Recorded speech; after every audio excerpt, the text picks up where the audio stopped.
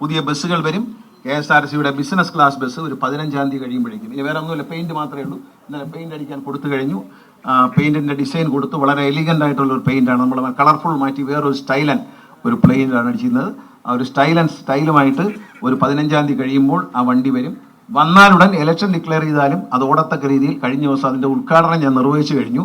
ആ വണ്ടി വരുമ്പോൾ ഞാൻ മാധ്യമങ്ങൾക്ക് വേണ്ടി, ജനങ്ങൾക്ക് വേണ്ടി ഒന്ന് ഓടിച്ച് കാണിക്കും അതിനകത്ത് സൗകര്യങ്ങൾ. തെരഞ്ഞെടുപ്പായതുകൊണ്ട് ഉദ്ഘാടനം നടത്തുന്നതല്ല. തെരഞ്ഞെടുപ്പ് പ്രഖ്യാപനം വന്നാൽ ഉദ്ഘാടനം നടത്തത്തില്ല, വന്നില്ലെങ്കിൽ ഉദ്ഘാടനം നടത്തും. അല്ലെങ്കിൽ ഞാൻ ഒന്ന് ഓടിച്ച് കാണിക്കും. എല്ലാവരെയും ഒന്ന് കയറി എന്താണ് ബിസിനസ് ക്ലാസ് ബസ് എന്നറിയണം. എല്ലാ ടോയ്ലറ്റിന്റെ സൗകര്യമുണ്ട്, പാൻട്രി ഉണ്ട്, അതിനകത്ത് എല്ലാ സൗകര്യമുണ്ട്. KSRTCയുടെ അഭിമാനകരമായ അടയാളമായിരിക്കും. തമിഴ്നാട് ട്രാൻസ്പോർട്ട് കോർപ്പറേഷൻ ഉടനെ തന്നെ തുടങ്ങും. ഇത് കണ്ടു കഴിഞ്ഞാൽ അവർ ഉടനെ തന്നെ ആരംഭിക്കും. അവർക്ക് അതിനുള്ള പൈസ ഉണ്ട്, നമുക്ക് അത്ര ഇല്ലെങ്കിൽ പോലും നമ്മൾ തുടങ്ങുകയാണ്. ബിസിനസ് ക്ലാസ് ബസ് വരുന്നു. അതുപോലെ ബഡ്ജറ്റ് ടൂറിസത്തിന് വേണ്ടി 10 എയർ കണ്ടീഷൻ ബസ്സുകൾ, ചെറിയ നമ്മളെ സൂപ്പർ ഫാസ്റ്റ് പ്രീമിയം പോലെയുള്ള വണ്ടികൾ 10 എണ്ണം ഓർഡർ ചെയ്തിട്ടുണ്ട്. അത് വരും ബഡ്ജറ്റ് ടൂറിസത്തിന് വേണ്ടി. AC, അതായത് ഒരു സെൻട്രൽ 2-3 സ്റ്റേഷൻ കേന്ദ്രീകരിച്ച് ഒരു AC ബസ് കൊടുക്കും. ഇഷ്ടമുള്ള ദിവസങ്ങളിൽ നിങ്ങൾക്ക് അങ്ങോട്ടും ഇങ്ങോട്ടും പൂൾ ചെയ്തെടുക്കാം.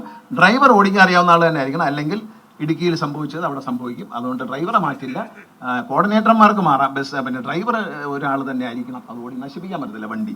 അപ്പോൾ അതുകൊണ്ട് വലിയൊരു വ്യത്യാസം. ഇതുവരെ ചരിത്രത്തിൽ ഇല്ലാത്ത അത്രയും വണ്ടികൾ തമിഴ്നാട്ടിലേക്കും തമിഴ്നാട്ടിൽ നിന്ന് ഇങ്ങോട്ടും വരാൻ പോവുകയാണ്. അതെല്ലാം നമുക്ക് തമിഴ്നാട്ടിൽ നിന്ന് വണ്ടി വന്നാലും നമ്മൾ അങ്ങോട്ട് പോയാലും കേരളത്തിലെ ജനങ്ങളുടെ യാത്രാക്ലേശത്തിന് പരിഹാരമാവുകയാണ്. KSRTCയിൽ ഈ പറയുന്ന പോലെ ചിലർ പറയുന്നതൊക്കെ എല്ലാ സ്ത്രീകൾക്കും സൗജന്യം കൊടുക്കുമെന്ന് ചോദിച്ചു. ഞാൻ അദ്ദേഹത്തോട് ചോദിച്ചു തമിഴ്നാട്ടിലുണ്ടോ എന്ന് ചോദിച്ചു. അപ്പോൾ സിറ്റിയിലൊക്കെ ലോക്കൽ ബസ്സിൽ കൊടുക്കുന്നുണ്ട്, വലിയ പാടാണെന്ന് അദ്ദേഹം പറഞ്ഞത്. കർണാടകത്തിൽ മുഴുവൻ ആൾക്കാർക്കും കൊടുത്ത് അതിൻ്റെ കഥ കഴിഞ്ഞു. അതുകൊണ്ട് നടക്കാത്ത കാര്യം, ഇതൊന്ന് രക്ഷപ്പെട്ടു വരികയാണ്. ദയവ് ഇത് പാവപ്പെട്ട ഈ ജീവനക്കാരെ കഞ്ഞിയിൽ ഇനി ചെളി വാരിയിടല്ലേ എന്ന് മാത്രമേ ഇനി അഭ്യർത്ഥിക്കാനുള്ളൂ. അവരെ ഒരുവിധം രക്ഷപ്പെട്ട ഒരു സന്തോഷമുള്ള ഒരു സമാധാനമുള്ള ജീവിതത്തിലേക്ക് KSRTC ജീവനക്കാർ പ്രവേശിച്ചിരിക്കുകയാണ്. രാഷ്ട്രീയം നല്ലതാണ്, ആരാൻ്റെ പണമാണ് ഇത്? ജനങ്ങളുടെ പണമാണ്. എൻ്റെ കുടുംബസ്വത്താണെങ്കിൽ അതെടുത്ത് എനിക്ക് ദൗർജന്യം അനുവദിക്കാം. എൻ്റെ അച്ഛനപ്പന്മാർ സമ്പാദിച്ചതൊന്നുമല്ലത്. ഈ പാവപ്പെട്ട ജീവനക്കാർ, ഈ കണ്ടക്ടറും ഡ്രൈവറും രാവിലെ ഇറങ്ങി പൊടിയും അടിച്ച് മണ്ണും തിന്ന് ചൂടും തിന്ന് റോഡിലുള്ള പുകയും വലിച്ചു കയറ്റി കഷ്ടപ്പെട്ടുകൊണ്ടിരുന്ന കാശെടുത്ത്, ഞാൻ ഇന്നാൾ പറഞ്ഞ പോലെ പഴവങ്ങാടിയുടെ മുമ്പിൽ കൂടെ പോയപ്പോൾ ഒരു തേങ്ങ ഉരുണ്ട് കിടക്കുന്ന അവിടെ, ആ തേങ്ങ എടുത്ത് ഗണപതിക്ക് അടിച്ചേച്ച് ഗണപതി ഭഗവാനെ എന്നെ രക്ഷിച്ചോണേ എന്ന് പറയുന്ന പരിപാടി ഉണ്ടല്ലോ, ആ പരിപാടി പറ്റിയ സ്ഥലമല്ല KSRTC. അത്തരത്തിലുള്ള എന്തെങ്കിലും ഒരു സൗജന്യം KSRTC അനുവദിച്ചാൽ നിങ്ങൾക്ക് ഇവിടെ ജോലി എന്ന് പറയാം. നിങ്ങൾക്കറിയാം, ആ വാർത്ത വായിച്ചപ്പോൾ നിങ്ങൾ മനസ്സിലാക്കണം, തികച്ച് 2 മാസം ഈ സാധനം മുന്നോട്ട് പോകത്തില്ല. ഇവരങ്ങ് മാറുമ്പോൾ സൗജന്യം കൊടുക്കണ്ടാത്ത പ്രൈവറ്റ് ബസ്സുകാരൻ ഇവിടെ ഇരച്ചു കയറും എന്ന് മറക്കരുത്.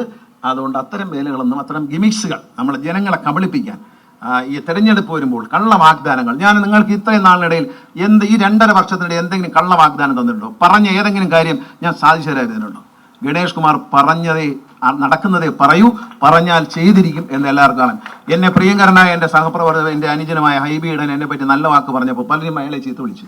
സത്യമല്ലേ പറഞ്ഞ? ഹൈബി ഈഡൻ ഒരു MP എന്ന നിലയിൽ പലവട്ടം, MLA-മാർ പലവട്ടം എറണാകുളം ബസ് സ്റ്റേഷൻ ഒന്ന് വൃത്തിയാക്കി തരണം എന്ന് എല്ലാവരുടെയും കൈയും കാലും പിടിച്ച് നാണക്കേടായിരുന്നു. അവർക്ക് MP-മാർക്ക് MLA-മാർക്ക് നാണക്കേടായിരുന്നു. അതൊന്ന് പരിഹരിക്കണമെന്ന് നമ്മുടെ മന്ത്രി രാജീവ് അടക്കമുള്ള ആളുകൾ എല്ലാവരോടും പറഞ്ഞിട്ട് ആരും കേട്ടില്ല. ഞാനത് കേട്ടത് ഒരു തെറ്റാണെങ്കിൽ ആ തെറ്റ് ഞാൻ ചെയ്തിരിക്കുന്നു. ഞങ്ങളത് സമയബന്ധിതമായി CMDയെ മിക്കവാറും ആഴ്ചകളിൽ അവിടെ നിർത്തി അതിമനോഹരമായി നമ്മൾ BPSCയിലും സ്പോൺസർമാരെ വെച്ച് KSRTCയുടെ പണം ചെലവാക്കിയില്ലെന്ന് ആലോചിക്കണം. MLA ഫണ്ടും ഒക്കെ ഉപയോഗിച്ച് അതിനെ അതിമനോഹരമാക്കാൻ കഴിഞ്ഞു. അവിടെ ഒരു കടയ്ക്ക് വാടക പോയിരിക്കുന്നത് 85,000 രൂപയ്ക്കാണ്. 75,000 രൂപ 85,000 രൂപ എന്താ 10,000 രൂപയ്ക്കും 15,000 രൂപയ്ക്കും പോലും സാധനമാണ്. അതുപോലെ തന്നെ നമ്മുടെ എസ്റ്റേറ്റ് വിഭാഗത്തിന്റെ പ്രവർത്തനം കൊണ്ട് നമുക്കൊരു മാസം ഏതാണ്ട് 1.5 കോടി രൂപയുടെ വരുമാന വർധനമാണ് കഴിഞ്ഞ 2 വർഷത്തിനുള്ളിൽ ഒരു മാസം നമുക്ക് അവരുണ്ടാക്കി തന്നത്. വളരെ പ്രശംസനീയമായ പ്രവർത്തനമാണ് നമ്മുടെ എസ്റ്റേറ്റ് വിഭാഗം ചെയ്തുകൊണ്ടിരിക്കുന്നത്. എല്ലാവരും ഹെഡ് ഓഫീസിൽ ഇരുന്നു കൊണ്ട് കഴിഞ്ഞ കാലം മാറിയിരിക്കുന്നു. എസ്റ്റേറ്റ് സെക്ഷനിൽ നിന്ന് 18 പേരെ ഒരുമിച്ച് സ്ഥലം മാറ്റി. അപ്പോൾ എന്നോട് MD തന്നെ ചോദിച്ചു, സാറേ എല്ലാവരോടും മാറ്റിയാൽ ഇത് എന്താവുമെന്ന് ചോദിച്ചാൽ, ഇത് എല്ലാവരോടും മാറ്റിയാൽ നന്നാവുമെന്ന് പറഞ്ഞു. എല്ലാവരോടും മാറ്റിയപ്പോൾ നന്നായി. അത് അത്ഭുതകരമായ വളർച്ചയാണ് അവർ കൈവരിക്കാൻ കഴിഞ്ഞത്. എല്ലാവരെയും ഞാൻ അഭിനന്ദിക്കുകയാണ്. ജീവനക്കാരാണ് ഈ വിജയത്തിൻ്റെ പുറകിലുള്ളത്. ജീവനക്കാരെ മറന്നുകൊണ്ട് ഇടതുപക്ഷ ജനാധിപത്യ സർക്കാർ മുന്നോട്ട് പോകില്ല.